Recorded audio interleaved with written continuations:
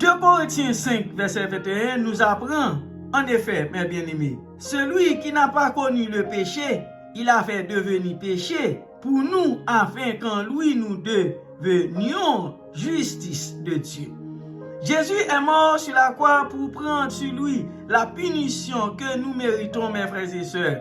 Puisqu'il était lui-même Dieu, la mort de Jésus accorde le pardon des péchés à toute l'humanité. 1 Jean 2, verset 2.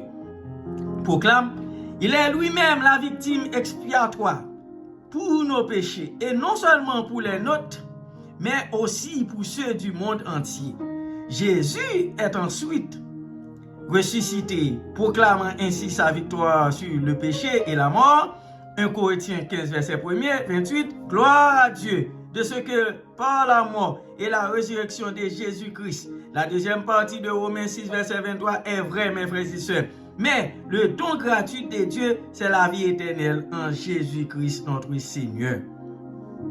Voulez-vous que vos péchés vous soient pardonnés, mes bien-aimés? Êtes-vous rongé et par un sentiment de culpabilité dont vous n'arrivez pas à vous défaire? Le pardon de vos péchés est possible si vous êtes prêt à mettre votre foi en Jésus-Christ comme votre sauveur personnel. Éphésiens 1er verset 7 nous dit, en lui, par son sang, nous sommes rachetés, pardonnés de nos fautes. Conformément à la richesse de sa grâce, Jésus a déjà payé notre dette afin que nous puissions être pardonnés. Il vous suffit de demander à Dieu de vous pardonner par Jésus, en croyant que Jésus est mort pour vous offrir ce pardon, et Dieu vous pardonnera. Jean 3, verset 16-17 exprime ce merveilleux message, mes frères et sœurs.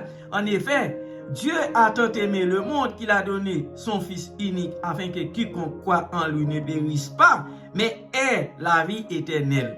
Dieu, en effet, mes frères et sœurs, n'a pas envoyé son Fils dans le monde pour juger le monde, mais pour que le monde soit sauvé par lui.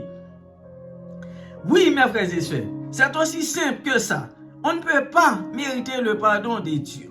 On ne peut pas acheter le pardon de Dieu. On ne peut que le recevoir à travers la foi, par la grâce et la miséricorde de Dieu.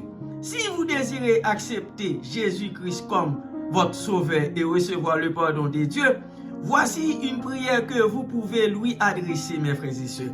Le seul fait de dire cette prière ou toute autre prière ne peut vous sauver. Seule la décision de mettre votre confiance en Jésus-Christ peut entraîner le pardon de vos péchés. Cette prière n'est qu'une manière